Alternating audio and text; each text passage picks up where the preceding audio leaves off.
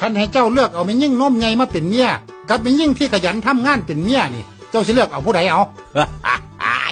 คอยตอบแบบบ่คิดเลย เอาคนขยันทำงานแหละเนาะ เอาแม่นวะ เออสู้มือนี่มันต้องซอยกันทำมาหากินตัว มันจังสิอยู่รอดสิงามสิขี้ไล่มันก็ต้องทำงาน เอาคอยถามเจ้าดูบัดนี่เจ้าเลือกแบบใดเอา คอยก็ตอบแบบบ่คิดคือกัน ตอบว่าจังได้สิเลือกแบบใดเหล่า คอยก็เลือกเอาผู้นมใหญ่หมดแล้ว โอ้ยเนาะความสัวของคนเนาะเบิ่งแต่รูปลักษณ์ภายนอกเท่านั้นบอก เอาเจ้าก็เข้าใจในแม่เนาะที่คอยเลือกเอาเมียนมใหญ่นี่เพราะว่าคอยหาเมียคอยบ่ได้หาคนไปเฮ็ดงาน เนาะอ้วโอ้